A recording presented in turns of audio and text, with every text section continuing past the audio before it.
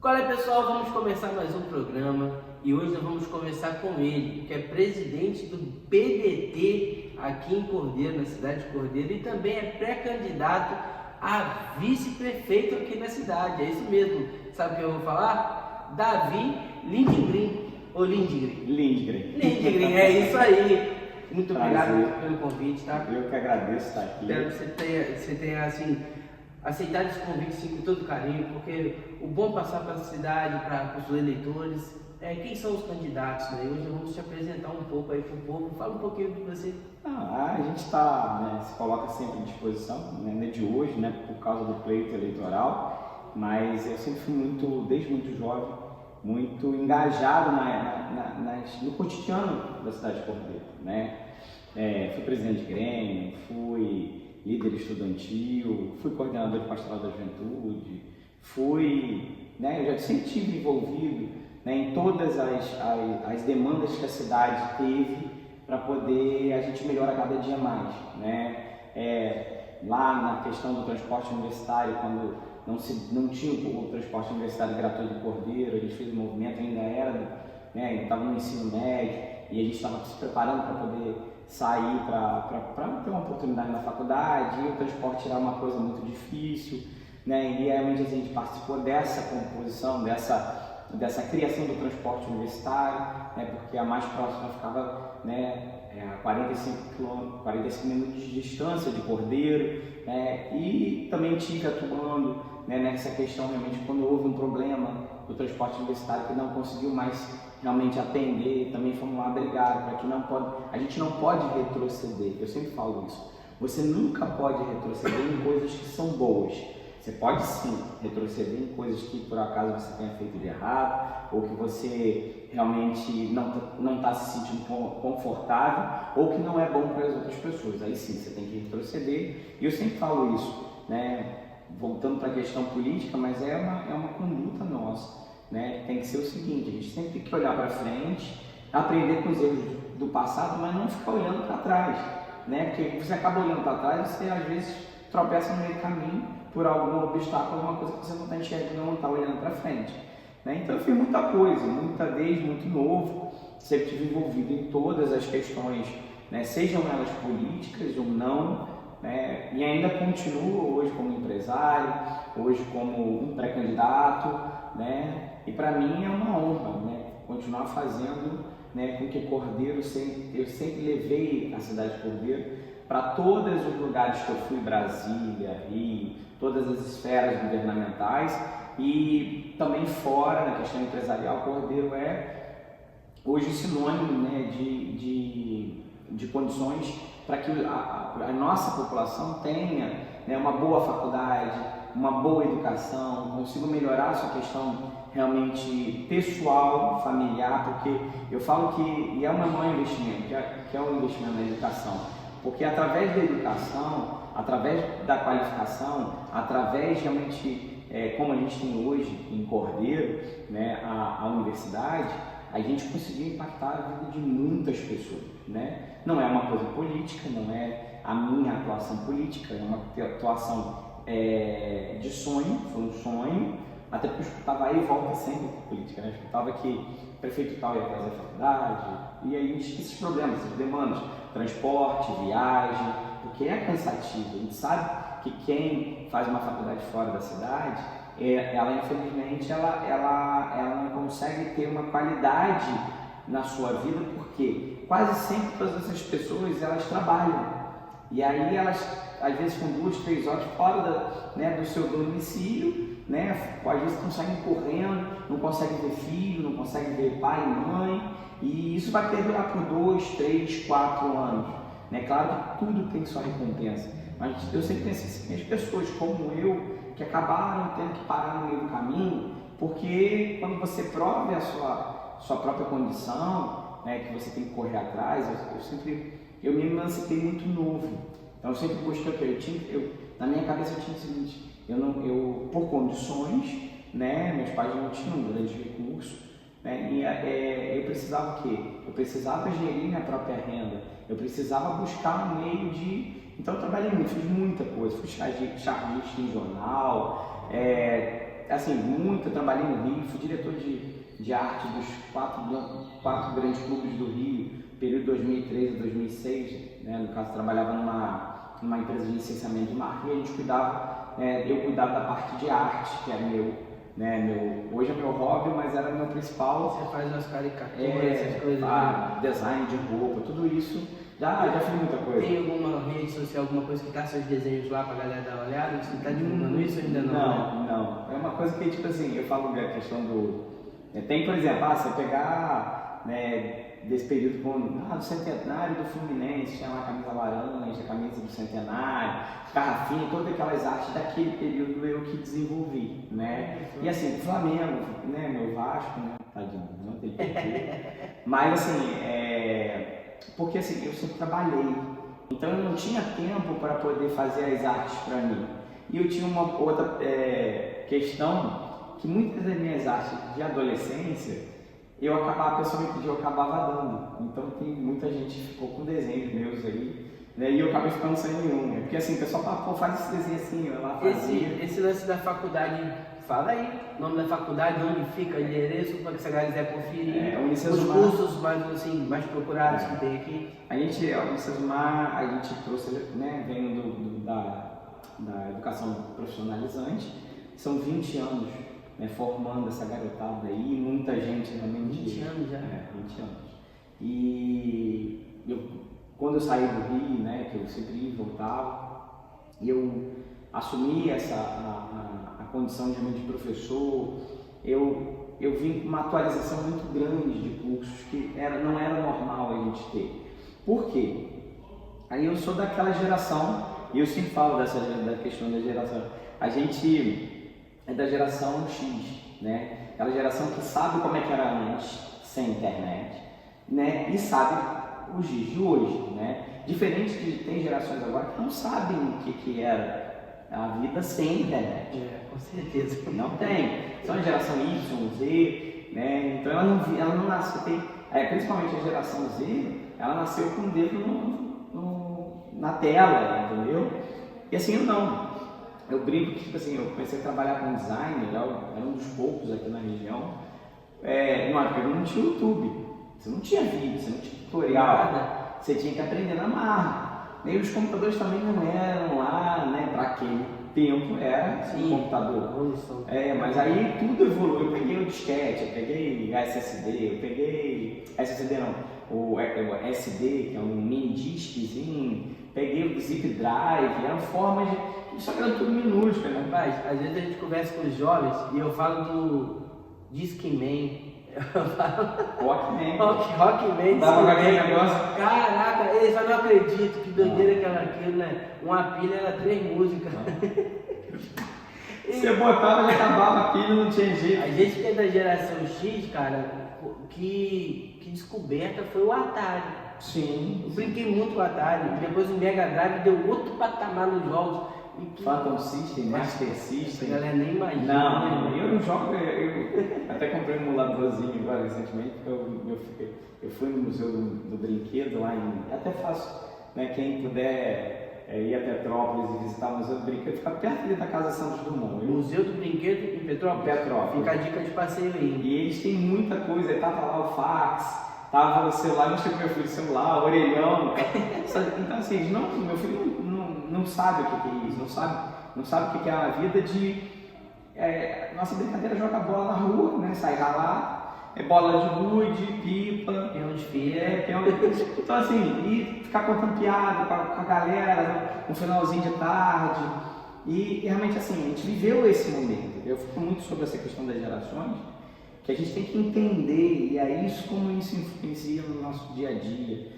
E aí eu volto a dizer, tudo está alinhado à educação, tudo está alinhado à perspectiva que você tem do momento presente, né, com consequência do que passou, até para você pensar no futuro. Inclusive, nós estamos batendo esse papo aqui dentro de uma das salas da faculdade. O que acontece aqui nessa sala? Aqui é a nossa sala de engenharia. Né? Engenharia.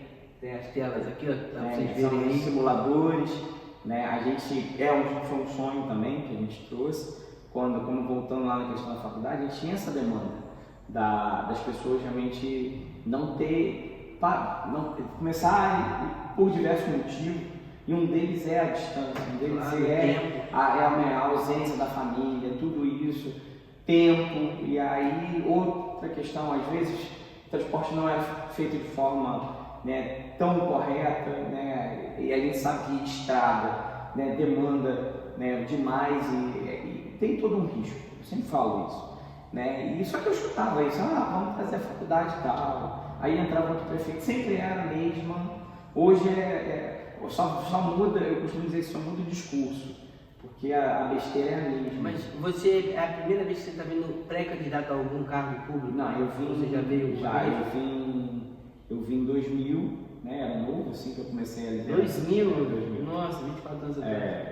Eu estava começando junto com um grupo de amigos, e a gente tinha um ideal comum, e era muito novo, e também assim, tive uma votação razoável, né, mas não deu para chegar lá, e é uma questão de experiência.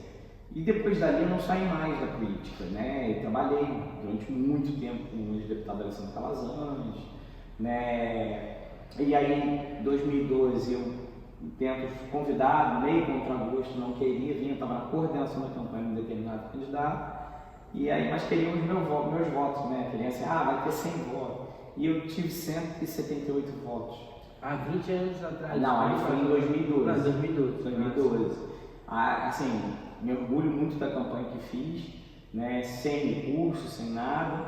Acredito, como é a campanha que eu estou fazendo agora. Realmente Até a divulgação era outra, né, cara? Não tinha tanto recurso da pessoa conhecer melhor o candidato. Nem tinha um Colecast. Não tinha, é verdade. E a gente, tipo assim, era um momento que era palanque, era rua, era conhecimento, e às vezes, e naquele momento eu ainda era um garoto, né? Então muita gente, mas tem um pouco de rejeição, né? Mas eu já era bem atuante, eu já tinha, por exemplo, eu estava pesquisando algumas coisas lá em casa, achei uma moção de aplausos, né? No caso, para mim, como liderança estudantil e extensivo para todos os colégios. Você era líder do Grêmio estudantil do Antônio Peck. Mas nós fizemos... Desde novinho você já tem, assim, na veia, tá em frente de alguma coisa.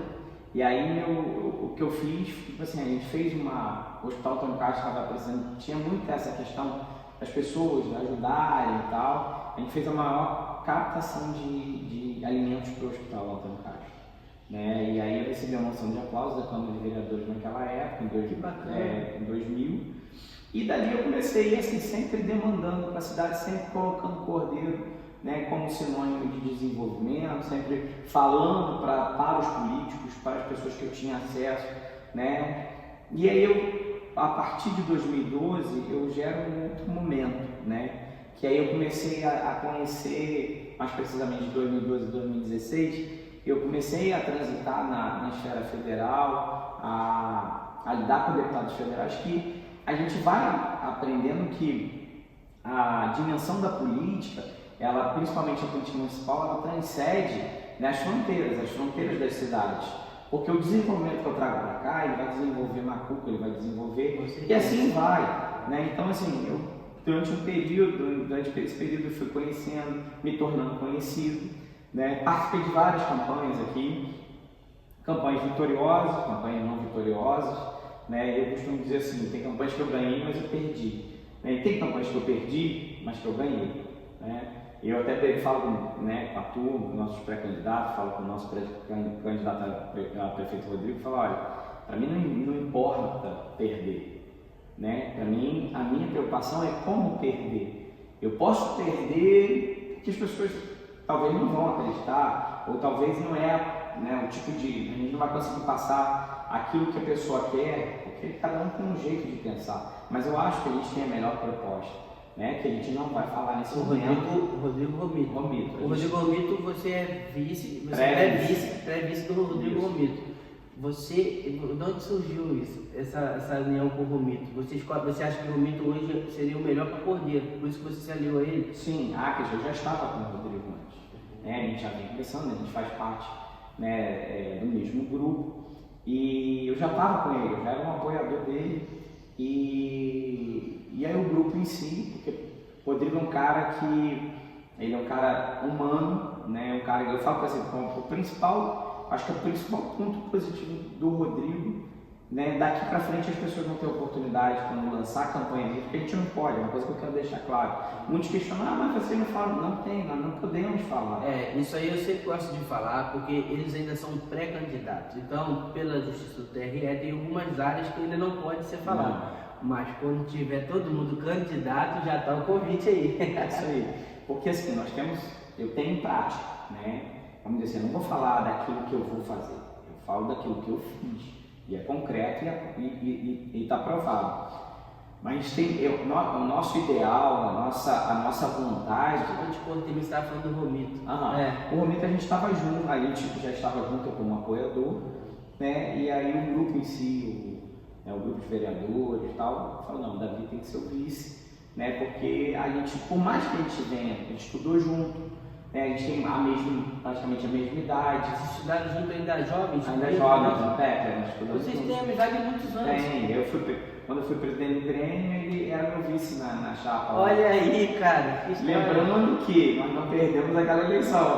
A nossa chapa era a chapa X, né? E tinha umas outras chapas, acho que era a chapa Integração. A gente teve 400 e poucos votos contra 100 e pouco. Isso é bom de falar, porque você não se juntou, Rodrigo Romito, assim, por é agora, é no momento, é modinha, não. Já é uma relação muito antiga de vocês dois. Até porque, assim, eu conheci o Rodrigo, a gente se conheceu novo, conhecer da família dele, sei de todas as batalhas da família dele, né? Ele veio pra cá na época para poder estudar, porque a família dele morava na zona rural e tem uma tia ali na Rodolfo, e ele foi que praticamente terminou sua criação ali no Rodolfo. E no Antônio Peck, que era o nosso vice, nosso colégio, se eu sempre vou falar, o colégio está no nosso coração, é um colégio que até hoje, né, tudo que eu posso fazer para estar presente em eventos, já fui da posse Grêmio, para mim é muito bom, porque é reviver, aquilo que eu falar, é reviver uma boa memória de coisas que a gente conhece, que a gente fez ali. Nostalgia pura. E assim, a gente fez muita coisa bacana.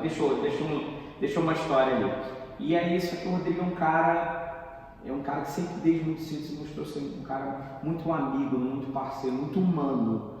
E aí é o que eu falo pra você, eu já estava com ele porque, vendo vamos dizer assim, dentro desses últimos 10 anos, vou botar aqui, eu vejo um retrocesso em vários, como eu falo para você, um retrocesso em várias conquistas. Né? Tivemos momentos em governos passados que o transporte universitário voltou a ser pago. Então, isso para mim é retrocesso. O hospital fechou. Então, isso para mim é retrocesso. E, principalmente, se perdeu a empatia. Né? Porque, assim, só se lembra do povo, só se lembra das pessoas na hora de pedir voto.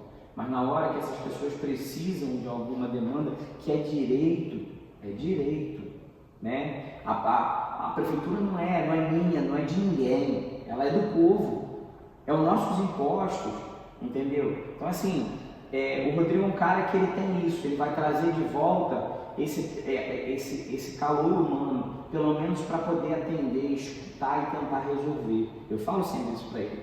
Olha só, é melhor um não com a verdade do que um sim com a mentira. Não, e isso eu tenho visto muito, e as pessoas, porque quando você, diferente de mim, eu tenho o meu recurso. Por exemplo, hoje se eu quiser ajudar, vou ajudar 1, 2, 3 pessoas, beleza, só não consigo ajudar mais, né? Cada um tem seu dia a dia, seus compromissos. Só que a política, por que a política para mim é tão importante e até hoje eu não desisti dela? Porque a política a gente tem a condição de ajudar as pessoas no macro.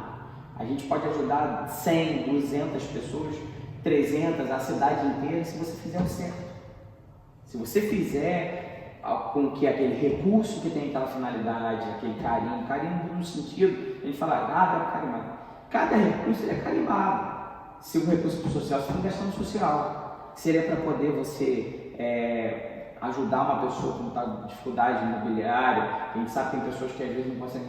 A gente sabe que o dinheiro está caro. Eu falo assim, sempre falo isso, o dinheiro está caro. Você ter dinheiro está caro hoje. Sim, tá. E aí você, por exemplo, as pessoas, o último caminho dela é a prefeitura.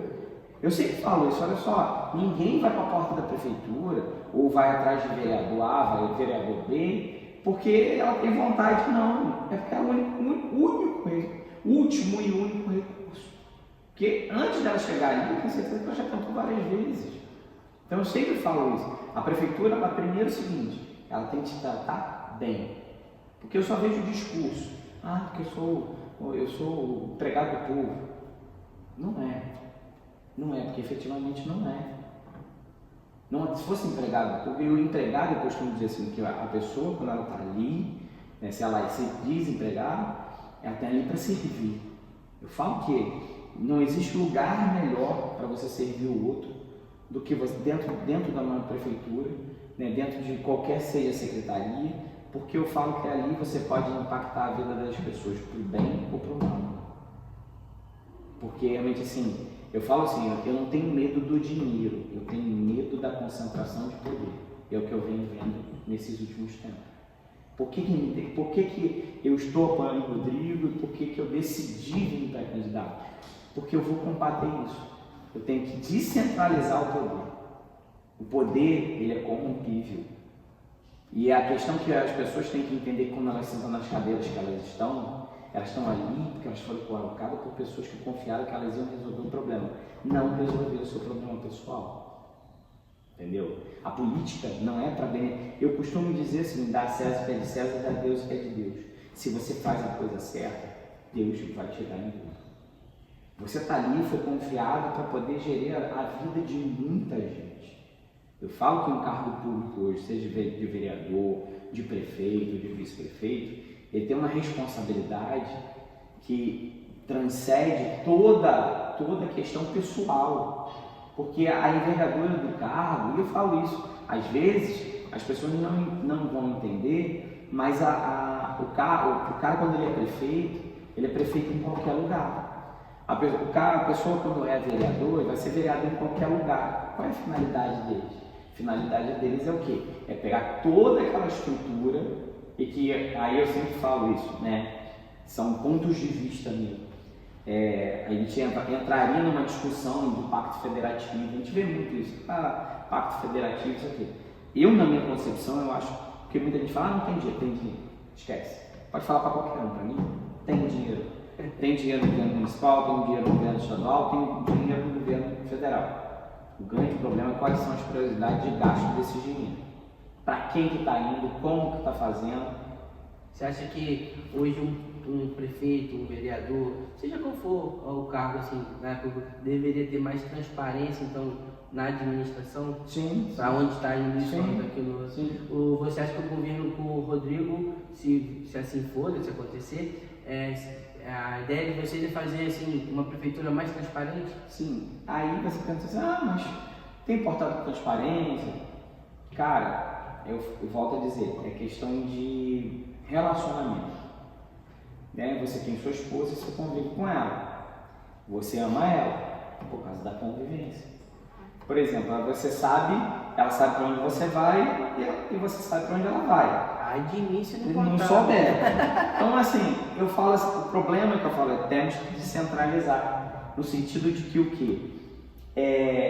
Mas para dar esse exemplo, eu vou dar, por exemplo, aí você tem sua filha, né, e você vai agregando, né, e tudo se torna, né, mais transparente quando tem várias pessoas que comungam do mesmo carinho, das mesmas aspirações e sonhos, e você vai crescendo com essa mentalidade. Assim é a coisa pública. E eu já fiz isso, né, quando eu fui secretário, tive a oportunidade em 2016, abril de 2016 de ser secretário de Infância e Juventude, não tinha orçamento, né, e naquele momento estava havendo um problema com o transporte universitário. Eu falei, não posso eu. Logo na sua gestão, não era nem minha gestão, porque isso aí... você só trabalhava lá.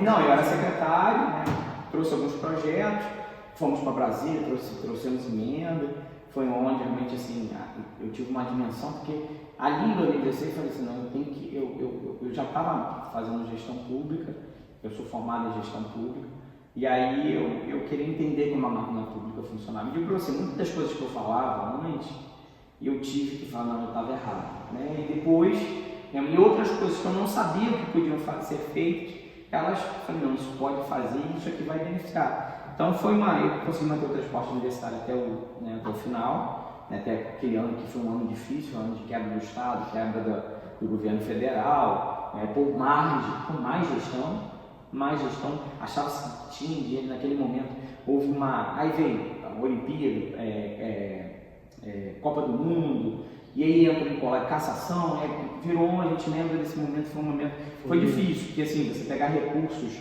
né, que vêm para os municípios, que são oriundos, né, de cada trabalhador e trabalhadora, cada comerciante, cada pessoa que, né, é o dinheiro que você paga da sua taxa de iluminação pública, é o dinheiro que você paga da sua compra no mercado. Então esse dinheiro vai tudo para o governo federal, e aí há uma separação, né, dentro do contexto lá, já pré-existente, desde lá de trás.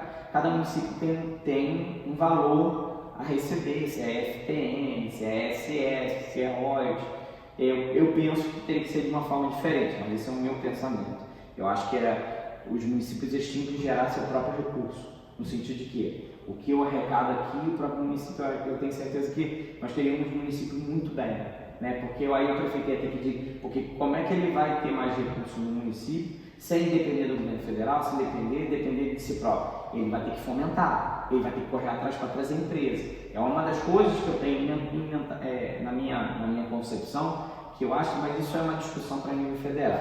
Mas a nível municipal, eu acho que eu tenho uma que eu já fiz, é o que eu estou te falando.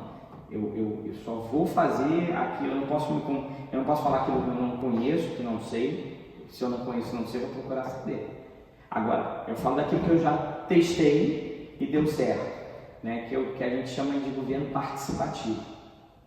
Se você quer transparência, né, não é na minha mão, né, como todo-poderoso, como reizinho, que eu vou resolver o problema, né, das pessoas, e muito menos ter transparência. Transparência quando a gente senta todo mundo na mesma mesa, cada um dentro da sua condição, dentro da sua responsabilidade. Temos pessoas muito boas aí, que elas estão abertas para ajudar. Tinha pessoas que nos ajudaram nessa questão do transporte universitário, que eram os próprios universitários, que eram os principais, vamos dizer assim, beneficiados por uma melhor qualidade, e sempre vinha, mesmo naquela época a gente mandava 408 estudantes para Friburgo, né? Eram 408, Caramba! Eram 5 ônibus, e a demanda ia crescer, ia cada vez mais. E aí o que aconteceu? Naquele momento, muita gente também, por falta de conhecimento, eu sempre falo isso, e é uma das coisas que eu vou fazer nessa campanha, transparecer para as pessoas o que é a verdade. A verdade no sentido assim, por exemplo, o transporte universitário, ele não é obrigação do município, é obrigação do governo federal. Não é do município? Não é. Mas aí são aquelas questões dos mecanismos de... Como aí? Cada município não é responsável de levar esse transporte? Não. Os estudantes para a universidade? Não é? Não.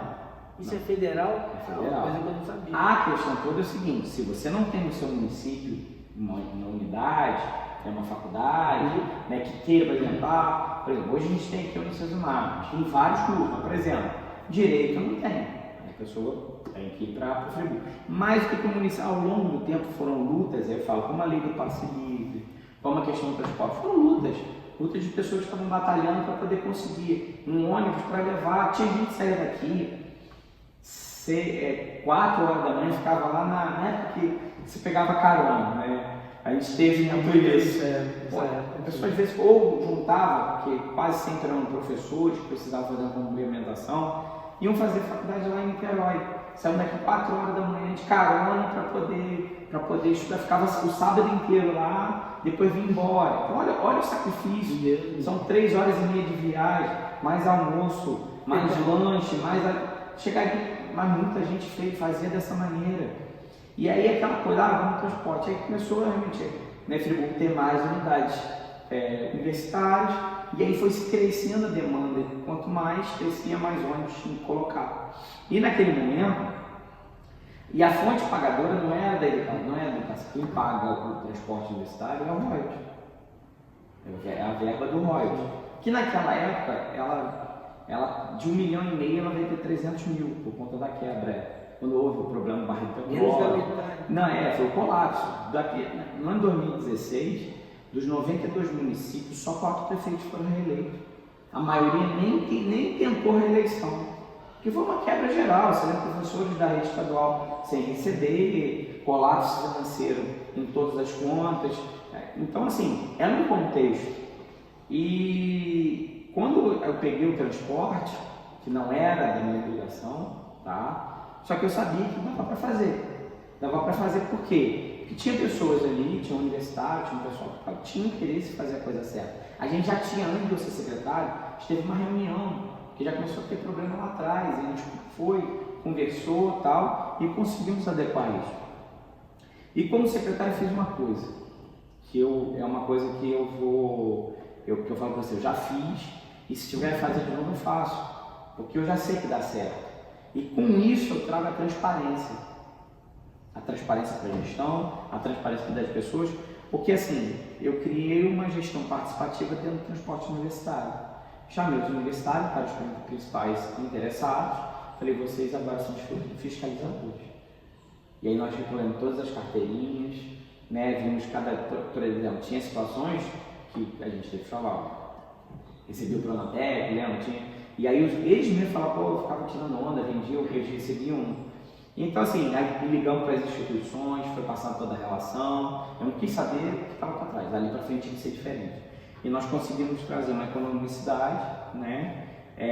Conseguimos manter o transporte até o final do ano letivo deles, entendeu? E aí no ano seguinte o prefeito que assumiu preferiu tirar o transporte, porém motivo, eu costumo dizer, cada um tem a sua prioridade. Sim, né? Eu não faria, né? Até porque, tipo assim, para mim, eu corto na carne, mas eu não corto aquilo que a pessoa realmente vai mudar a vida dela. Mesma coisa, pô, se você vai cortar um remédio, dá um exemplo, a pessoa toma seu remédio controlado lá, aí, poxa, não vou dar mais remédio controlado, não. Tu vai mexer logo no remédio, não, você vai mexer na vida da pessoa, ela necessita daquilo. Sim.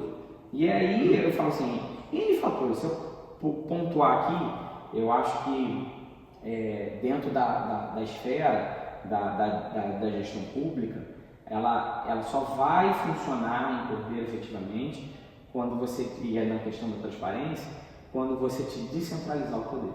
Você hoje, como eu falei no início, você é presidente do PDT aqui de Cordeiro. Fala um pouco do PDT, para a galera saber o que acredita, qual a filosofia do PDT. A grande verdade é que o PDT ele se mexe pela Brizola e Darcy Ribeiro. O PDT foi um partido fundado pelo Brizola, né, e por vários pensadores, sociólogos. O PDT foi formado por muita gente inteligente, né? E aí... O Brizola foi... Poxa, não tem nem como não, falar. E o Brizola tinha Darcy Ribeiro de um lado, tinha o Oscar Niemeyer do outro. Sim. Ele tinha... Se você pegar realmente as mentes pensantes por dentro do governo do Brizola, é um cara que ele foi contra tudo no sentido de ele acreditava, por exemplo, vou dar um exemplo para você do Sambódromo. Eu falava que aquilo ia ser um elefante branco. E olha aí, o Rio de Janeiro, ele é tão grande, não só por causa do crime, mas também pelo carnaval. O carnaval, pela profissionalização do carnaval, é o que eu toco sempre. Essa juventude, muitos nem ouviram falar do Brizola. Não. Mas eu convivi... O próprio CIEP, no começo, tinha o nome de Brizolão, que era o intuito de botar as crianças a estudar a tempo integral. Eu lembro disso. E o CIEP, que eu falo assim, a gente sabe que foi a elite, de certa forma, naquele momento, né? Porque naquele contexto, é que eu falo, a gente tem que estudar a geração, um momento político, cultural daquela época. Porque os CIEPs, eles foram construídos, por exemplo, aqui foi o 100º CIEP. Os primeiros CIEPs saíram, o Cordeiro foi contemplado, né? Porque tinha pessoas lá que lutavam por Cordeiro, daqui de Cordeiro, que lutavam por Cordeiro. E os CIEPs, eles sempre estavam bem centralizados, bem perto das principais, né, vamos dizer assim, perto de grandes bairros e quase alguns bairros de elite, para que você tivesse uma cultura. O grande medo daquela situação em que se propagava, principalmente, né, as pessoas que comandavam a política naquela época ainda tinham braços da ditadura, era essa questão realmente que na favela ia descer, né? Isso era... A gente tem um pouco, eu lembro, eu tinha naquela época, 82, eu estava com 3 para 4 anos, meu pai falava comigo, assim, eu tenho uma memória boa. Depois, realmente mais para frente. Então as pessoas elas tinham muito medo, por exemplo. Claro que eu não posso condicionar o que o Rio de Janeiro vive hoje a um reflexo para mim, um reflexo de más gestões, entendeu? Para mim é um reflexo dos CIEP não terem dado certo. Porque, por exemplo, qual era o principal foco do Darcy Ribeiro? Um projeto top, concordo com O processo era o quê? Era pegar essas crianças, que elas ficassem então mente vazia na oficina do diabo, né? Então eles tinham, tem certo com quadra, com piscina. Sim. Hoje ainda tem, se a gente pegar alguns lugares aí, você tem isso ainda funcionando. Mas naquela época ninguém tinha isso. E aí, esse é o problema, entra o governo, sai o governo, aí o que era bom não serve, tira e joga fora. E descontinuou. Hoje você ainda vê a grande maioria, os que não foram municipalizados, né? Por exemplo, hoje eles abriram às vezes sede do IFE, do Instituto Federal Fluminense. É uma estrutura que está aí, que vai durar, a gente vai passar, quando a gente vai passar, ele está ali. Então, assim, hoje está se falando a nível federal, a nível municipal, né, nos grandes centros, a educação em tempo integral. O PDT, que você está de frente, tem quantos pré-candidatos a vereador hoje em Cordeiro? Tá, hoje não, hoje a gente só tem a vice como numa composição. Ia ser os vereadores, eles estariam no PDT, mas assim, a gente fez uma composição política, né? O Rodrigo está como pré-candidato no MDB, eu como pré-candidato a vice no PDT. E os candidatos a vereadores estão em solidariedade numa composição política de partidos para tempo de rádio, né, para a gente poder, forças políticas, a gente poder realmente ter uma campanha onde as pessoas veem que a gente tem credibilidade, a gente tem vários partidos, é que eu falo assim, eu tenho vários amigos meus que estão tanto na esfera federal, na esfera estadual, que estão nos apoiando, que estão, né, acreditando no nosso projeto, mas isso a gente só vai poder falar mesmo durante a campanha, não tem jeito. Temos que aguardar. Uma coisa que eu gostaria de conversar com você sobre, acabou agora, ontem foi o último dia da Expo Cordeiro. Como é que você viu essa festa? Vamos pra polêmica? Porque eu tenho que perguntar. Quando eu coloco lá o retrato lá assim, ó, próximo debate, próximo bate-papo, a galera bota, pergunta sobre isso, perguntar sobre a Expo, perguntar sobre a saúde. Aí a gente pergunta, não tem como eu já falei em algumas entrevistas, eu sou totalmente a favor, né, da Expo Cordeiro. Mas como eu volto a dizer para você, para mim, tirando esses jargões que estão usando agora, né, para mim, a Expo Cordeiro tá para Cordeiro e para a região no mesmo tamanho da apoteose com o Carnaval do Rio. Ela tem um poder muito grande. Ela tomou uma proporção imensa, né? Que não foi por... A exposição de Cordeiro, ela funciona por si só. Ela é uma estrutura, todo mundo trabalha. Ela se banca. E eu falo, não é de hoje, porque dá prejuízo. Não dá. Não dá prejuízo, se fizer da forma certa. E o que eu vou explicar nessa questão agora, a questão é o seguinte: qual é o legado da exposição de Cordeiro? Está me perguntando qual é o legado? Vou te contextualizar. Qual é o legado de Barretos? O legado de Barretos é o rodeio. Não, é o Hospital do Câncer. Ah não, cara, o Gabriel Granado me explicou sobre isso, eu não sabia dessa história, cara. Parte de Barreto é revertido para ajudar o Hospital do Câncer. O Gabriel, um abraço aí, obrigado pela ponte aí. É isso que eu estou te falando, por exemplo, até para eu usar um jargão, eu tenho que saber contextualizar. Sim. Qual é o legado? Qual é o legado para a população? Entendeu? O cara quer dizer o que deixou de bom para a população. Sim, assim, qual é uma vitrine? Mas aí vamos lá. A gente passou por um problema recentemente agora, até com a Expo, né? E todo mundo é público notório. Mas eu tenho muita preocupação com o que foi falado. O problema é que você está falando do parquinho. Porque, por exemplo, as pessoas não sabem Não teve um parquinho, se você não viu na Expo, não teve um parquinho, só para deixar a galera sentir conversando. Mas por que não teve? As pessoas sabem? Não, eu não sei, por que não teve? Bom, se fala muito que, vou falar o que a gente escuta nos bares por aí, né? Que aqui é um bate-papo, não estou tomando partido. Uns falam que foi coisa da oposição, outros falam de mau gestão. Na sua visão, o que foi? O porquê? O que foi o seguinte, sobre essa gestão que está aí, né, que aí eu falo para você, tudo é uma questão de prioridades. Cada um faz aquilo que cabe na sua cabeça. Então, ela é uma prioridade. Nas outras exposições houve alguns problemas. Por exemplo, ano passado foi um problema com o Ministério Público do Trabalho. Ano passado teve isso. Aí teve que regularizar, no sábado deu uma confusãozinha e tal, mas teve que regularizar, fazer que é o certo. Os trabalhadores, ainda mais ali, de alta periculosidade. É perigoso, são mecanismos, são engrenagens. A mesma coisa que eu falar, você vai se enfiar debaixo de um carro para consertar, ele pode cair. Então, assim, e teve vários problemas. Eu já participei de como eu te falei, em 2016, eu participei da comissão que ajudou a fazer a exposição. Foi praticamente lá, a gente inaugurou a exposição. E assim, não teve problema nenhum. Só que o que aconteceu? Houve um problema no passado com o parquinho. É um problema que eu falo que é um problema de gestão. É um problema de competência. Por quê? Se eu tenho uma festa, você acha que o carnaval é decidido como? Como é que as escolas de samba elas lidam com o carnaval?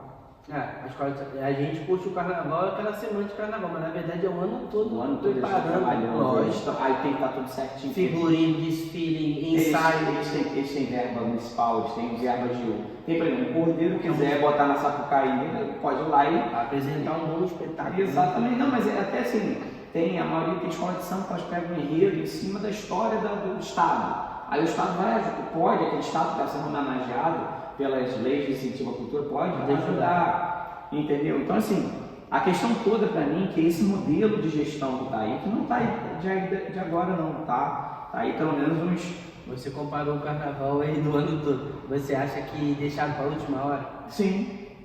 Só para a gente entender. Sim, porque, por exemplo, o que aconteceu com o parquinho não foi problema estrutural, até porque eu vou te falar... outra coisa também se falava, porque o parquinho não tinha estrutura. Não. Vou te falar com sinceridade. É a melhor estrutura que eu vi de parquinho nesses últimos 10 anos. Brinquedos muito novos, uma estrutura muito boa. Você vê colunas. A gente viu montar. A própria roda gigante eu vi ali, cara, muito boa estrutura, muito nova. A gente tem parque que a gente olhava e estava calçado num topo, entendeu? E assim, é preocupante, mas não foi questão técnica. Porque assim, o que eu te falo, uma mentira contada muitas vezes, ela pode virar verdade. E eu quero que me diga, eu quero ver e vai ter que me provar que é mentira o que eu estou falando. Entendeu? Falar mentira, ir para a rede social, falar que tem... Não, olha só, o problema do parquinho foi um só. Foi-se feita uma licitação, houve um ganho, uma empresa ganhou, essa licitação foi anulada, ele anulou a licitação e ele contratou esse parquinho que estava aí por dispensa. Aí vai falar, mas é legal? É legal, mas é imoral o que aconteceu. Então calma aí, nós tínhamos 2 empresas para colocar um parquinho, correto? Eu não sei quantas eram, mas tinham 2. Não, a licitação... Essas 2 estão envolvidas. Uma teve a licitação, ganhou, legal, era para ele montar. Só que ele foi dispensado. Por algum motivo ele anulou a licitação. E pegou um que não tinha licitação e botou. Pelo tempo, que estava próximo, ele contratou por dispensa. Ele dispensou a licitação, que é... Aí eu falo para você, contratar por dispensa é legal? Não. Mas da forma não é ilegal. Não, mas da forma que ele fez, é. Por quê? A dispensa ela cabe para quando você tem uma urgência, você tem que justificar que você fez uma licitação e você está rejeitando ela para fazer por dispensa. Porque dispensa não tem. Aí vai o princípio da isonomia, vai o princípio da livre concorrência, vai tudo para essa sacola, meu filho. Porque quando você dispensa, você está contratando, igual chegar assim, eu vou te contratar. E aí, só que tem 10 pessoas aqui. E essas 10 pessoas, é o princípio da livre concorrência. Essas 10 pessoas têm o mesmo produto. vão entregar da mesma forma. Por que elas não podem? Então, tipo assim, a justificativa da urgência era pelo tempo hábil, mas ele já tinha sido avisado.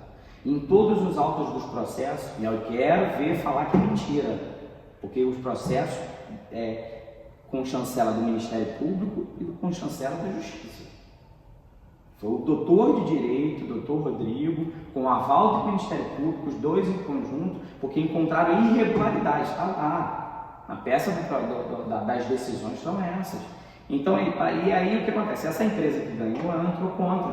Ela que entrou no Ministério Público. E aí, por exemplo, ele tem nos autos, o Ministério Público fez várias reuniões desde o ano passado com o município. Essa empresa, no caso, ela só quis assim, o direito, já que ela conseguiu. Sim, é um direito, cara, isso é lei. Eu, como a gente, assim, é um bate-papo, e o assunto é político, eu tenho que ser, assim, bem democrático, né? E eu vou falar, nós estamos citando aqui o prefeito, correto? Sim, não, citando a gestão. A gestão, tá. Então, olha, se você é da gestão atual e quiser dar a sua versão, trocar uma ideia, o Colecast está aberto a você, tá bom? É só entrar em contato aí no direct da gente aí no Instagram, ali a gente já passa o WhatsApp e vem cá contar a sua versão, ok? Porque o que acontece?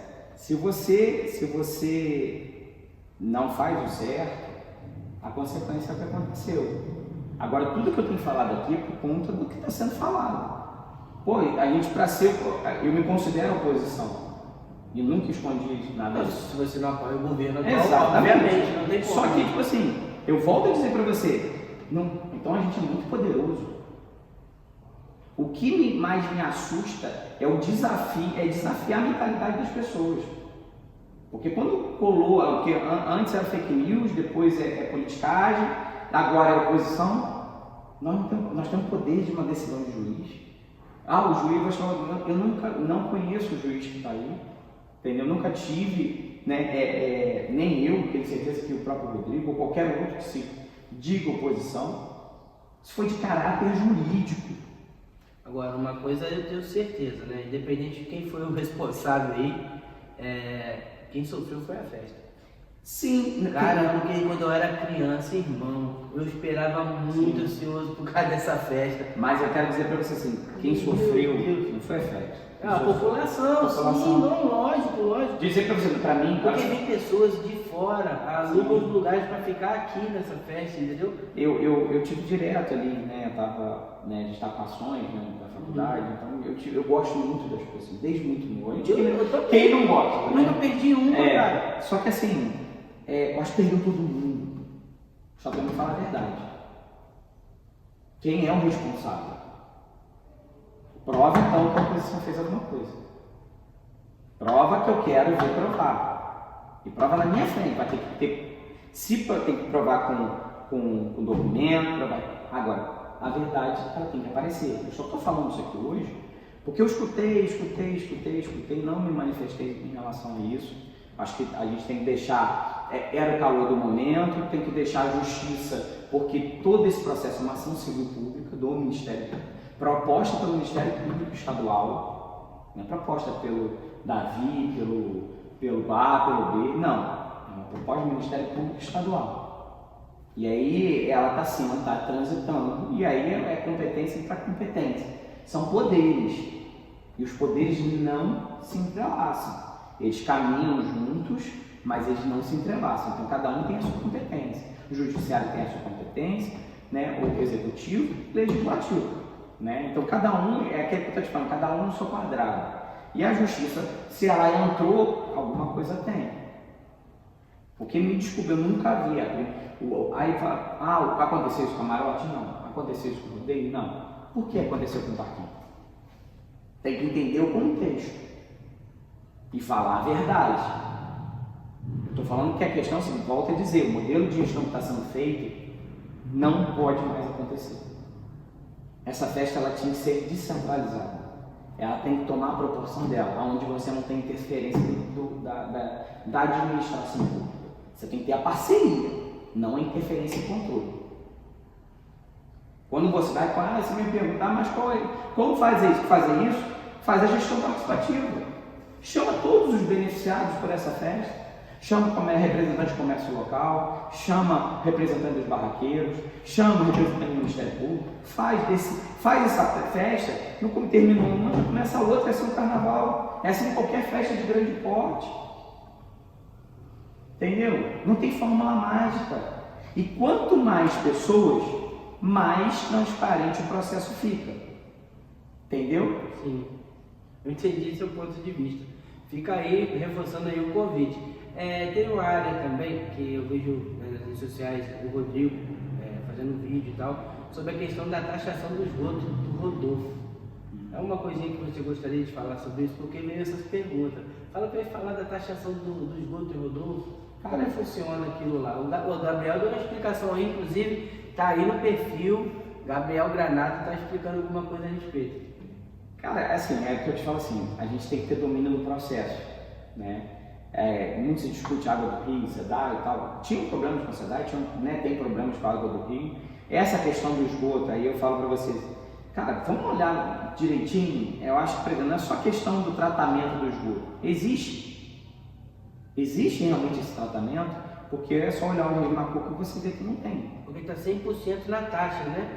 Exatamente, não tem o tratamento. Porque tem uma queima de resíduo lá no Rio, que aquilo foi... E aí eu falo para você, o problema, todo mundo fala da quadra do Rodolfo. Cara, desde que instalaram aquele troço lá, aquilo só desandou. O cheiro é ruim, as crianças iam pra lá jogar bola, eu lembro que eu passei... A quadra tem um histórico por coerência absurdo. Sim. Os municipais lá pegavam Será que não tinha um outro lugar? Eu falo assim, o problema é um problema de gestão. Não é... Cara, tem problemas que já vem recorrendo. Não dá mais para errar. Não dá mais para continuar fazendo as coisas, né, da forma que... da cadeira, da bunda que está sentada na cadeira. Eu tenho que pensar daqui a 50 anos. E aí essa questão realmente assim, é burocrática. Não vou, é o que eu te falei. Porque o que aconteceu, muita gente não sabe, que o que aconteceu não foi a venda da SEDAI. Não foi só isso.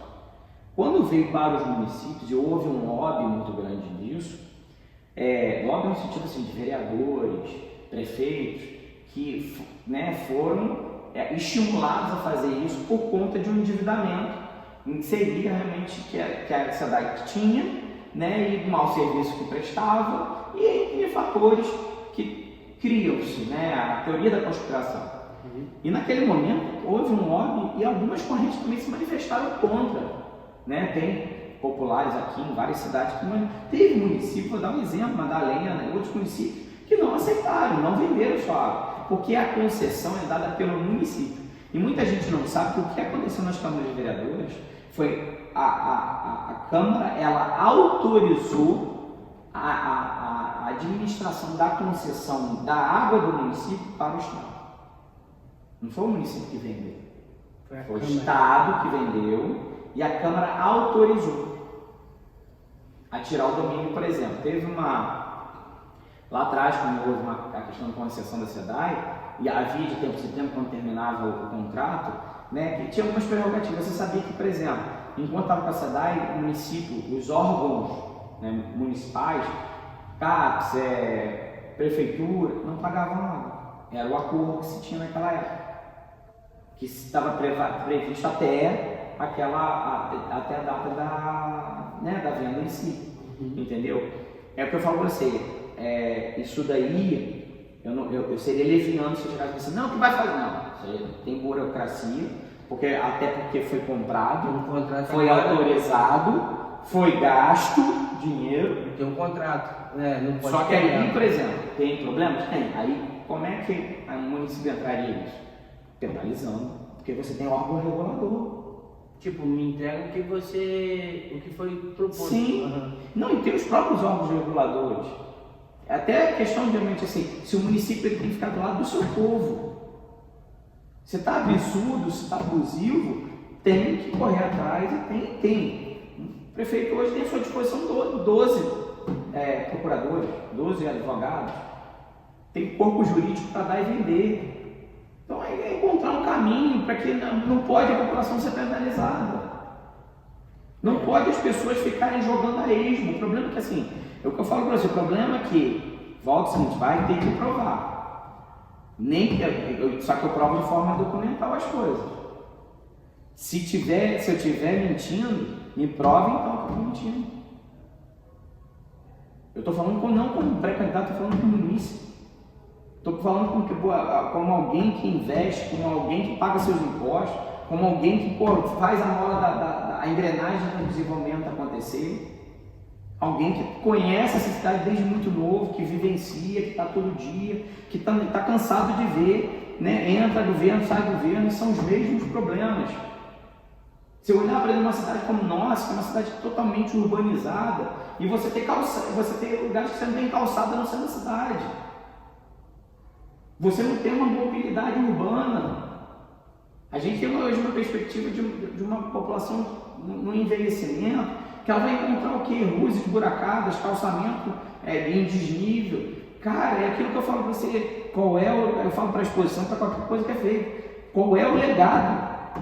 O que vai? Tem condições, faz com antecedência, você vai ter patrocinador disso, daquilo, você faz a festa com dinheiro de patrocínio, de lei de acesso à cultura. Agora, é aquilo que eu falo assim, qual a questão? Eu falo para você, cara, barraqueiro da cidade, não vou dizer que ele não tem que pagar, não. Ele paga, né, uma taxa de alvará, uma coisa agora, 18, 20 mil.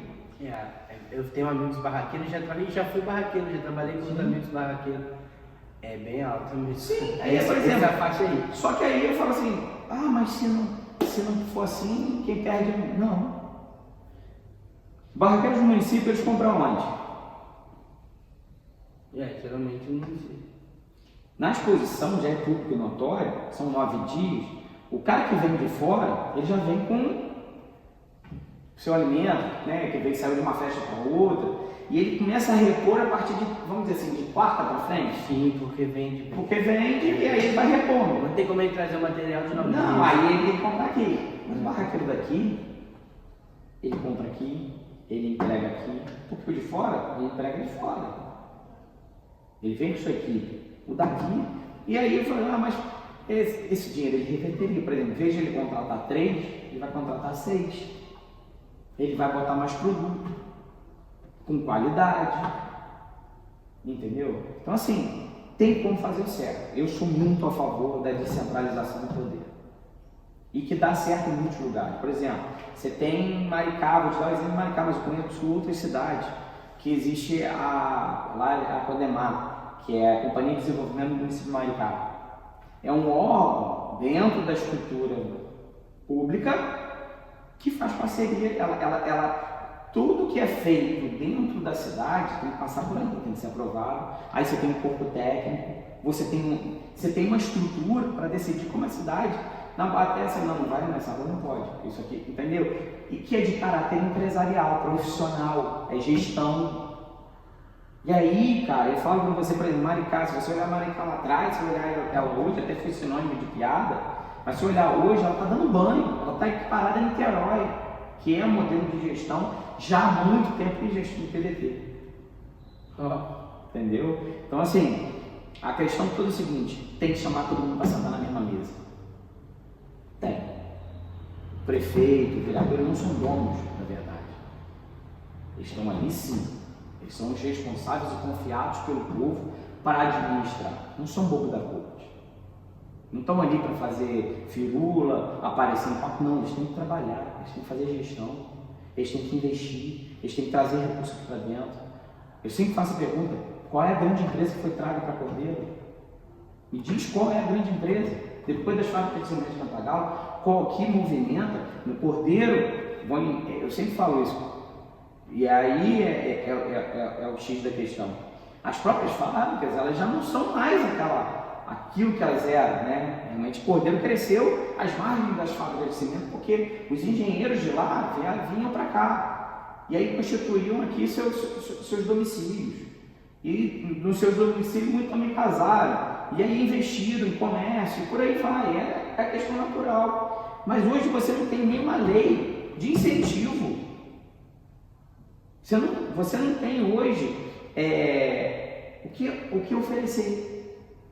Não adianta só. Você tem que ter projeto. Um grande projeto de partido industrial que tem em Cordeiro. Qual é a perspectiva de Cordeiro para daqui a 10 anos? Mas para a gente completar, né, essa questão da exposição, essa polêmica da exposição, no final, cara, assim, a exposição ela é feita pelas pessoas, né? Ela vai acontecer independente delas, porque é independente de quem está conduzindo ou não, ela acontece naturalmente. Como eu te falei, eu sempre assemelho ela ao carnaval ou grandes outros, por exemplo, Barreto, elas sempre vão acontecer. A minha preocupação hoje é o seguinte: temos que dar uma nova perspectiva, mas não é eu sozinho. Acho que a população de Cordeiros, comerciantes, todo mundo tem que viver essa exposição, ter a abertura de viver ela, até porque cada um pensa de uma maneira, cada um tem algo bom para poder somar na exposição, porque ela está aí há mais de 100 anos. Quantas pessoas já passaram e já fizeram ela? E ela chegou até aqui, e olha como que lá atrás era muito mais difícil. Eu falo sempre isso. Hoje a tecnologia é muito melhor. Antigamente o pessoal fazia show, né, com estrutura realmente, né, era um palanque, era um negócio. Então, como é que a coisa vai? Até porque muitas pessoas se profissionalizaram. E eu digo para você, outra questão que eu bato na tecla, nós temos pessoas competentes dentro de Cordeiro. Estou falando então, dentro da área de evento, nós temos pessoas que elas estão inseridas dentro do cenário nacional, são reconhecidas por isso, que foi a escola delas foi a exposição, que hoje elas não têm nem oportunidade. Então a gente tem que priorizar, não é ser bairrista, né? É questão de realmente assim, temos que dar oportunidade para quem é de Cordeiro. E volto a dizer para você assim, minha questão com a exposição é essa, ou a gente dá uma nova dimensão para ela de transparência, né? A gente cria uma comissão, né? Cria algo realmente que vai tocar a exposição independente de quem estiver sentado na cadeira. Nós temos que descentralizar o poder, até porque ela está maior do que qualquer um que sentar ali. A exposição de Cordeiro é maior do que qualquer um que sentar naquela cadeira ou qualquer um dentro dessa cidade. Entendeu? Porque ela tem um legado. Ela tem um legado no sentido de que pessoas lá atrás deram a sua vida. Eu sei, a gente tem pessoas aqui, você tá Telmo Santana, pessoas que já passaram, né, que construíram essa identidade, tem outros mais. A Fundação Rural, quando ela era gerida pela Fundação Rural, entendeu? E esses tinham problemas? Tinham. Mas o que aconteceu agora foi um problema que não pode acontecer. Que não é culpa minha, não é culpa de ninguém, é culpa de quem conduziu o processo. Não sou eu que conduzo, não sou eu que faço a licitação. Eu não tenho essa competência, a gestão não é minha. Agora, que isso que aconteceu não foi. Não foi e quero ver provar que foi oposição. O que aconteceu não foi ação nossa, foi incompetência na gestão para fazer a exposição agropecuária. É isso aí, Davi. Pô, cara, agora é um momento que você tem para falar pro povo cordeirense, deixar alguma mensagem, entendeu? É o momento, é você e o povo. É agora que você vai bater um papo com o povo para a gente finalizar. Quero primeiro agradecer, né? Agradecer a confiança, né? O carinho de, né, nos ter convidado a gente para estar participando. Tudo que eu falei aqui, né, eu falo na cara de quem tiver que falar. Entendeu? Comigo não tem essa. E sabe, as pessoas me conhecem muito bem por causa disso. Eu espero Cordeiro, independente que eu te falei. Eu não estou preocupado em perder e ganhar. Eu estou preocupado como eu vou sair dessa eleição, no sentido assim, eu não posso perder a minha essência. Em todas as eleições que eu participei, eu nunca perdi a minha essência. Eu nunca perdi a minha identidade. Tudo que eu pude fazer, eu fiz. Teve pessoas maravilhosas, pessoas que me ajudaram muito no decorrer da minha caminhada. Entendeu? Até muitos falam assim, pô, mas você não falou nada da exposição. Eu falei, cara, olha só, acho que o momento não é esse. Quem tem que fazer as coisas está fazendo, né, que é a justiça, e a justiça ela vai buscar sempre o correto. Então, cada um que, né, tenha a balança da justiça ao seu contrário ou à sua disposição. Né? Eu acredito e eu confio muito na questão a gente já passou por problemas de interferência dos poderes. Então, cada poder tem o seu poder e eles são autônomos e eles são realmente a base da nossa sociedade, a base da nossa democracia. E isso para mim é fundamental. O PDT tem a democracia acima de tudo. A democracia ela tem que estar à frente e acima de todas as nossas aspirações ou desejos ou vontades, nós somos seres humanos. Mas quero mandar um abraço para todos que vão estar nos acompanhando aí no Colecast. Desculpe, mas eu falo que realmente a gente precisa falar a verdade, a gente precisa realmente pontuar, porque a gente está lidando com as vidas das pessoas, né? Então eu preferia às vezes nem estar na política se não fosse para falar a verdade, se não fosse para poder me colocar para ajudar as pessoas. Eu tive a oportunidade, porque eu digo assim, eu fui muito ajudado por muitas pessoas que estão nessa cidade de Cordeiro, né? E tá na política por todas as emendas, a gente nem falou, né? Eu botei muito recurso em Cordeiro, não só Cordeiro e região. Mas quando você tiver candidato, nós vamos falar. Esse eu posso falar porque efetivamente foi concreto, é um trabalho que eu fiz. Tem uma creche de 2.046 aí, tem ônibus de transporte universitário, ônibus de transporte escolar, carro para agricultura, caminhão, trator, né, recurso para Covid, 5 respiradores para o hospital. Isso tudo aí foi efetivamente trabalho meu. Eu trabalhei e eu sempre, como eu te falei, eu sempre fui o cara que sempre falou, Cordeiro, hein? Pô, manda lá para Cordeiro. Então, eu só entrei na política agora como pré-candidato, né, porque eu acho que pode ser feito muito mais. Muito mais. Legal. Esse foi mais um Colecast. Se você ficou aqui até agora, muito obrigado pelo carinho, sua audiência. Vou deixar aqui embaixo aqui, ó, o Instagram do Colecast. Vou deixar aqui também o Facebook e o YouTube do Colecast. E se você quer vir aqui bater um papo conosco, é só deixar um direct. E Davi, fala aí do teu Instagram. Meu Instagram é @David, né, que é D-A-V-I-D, Lindgren, L-I-N-D. Lindgren. Eu vou falar agora, Lindgren. Lindgren 12, né? Lindgren 12. Tá bom? Aqui, muito obrigado pela Eu te participação. agradeço. Vamos fazer um colezinho pra galera que a gente finaliza assim.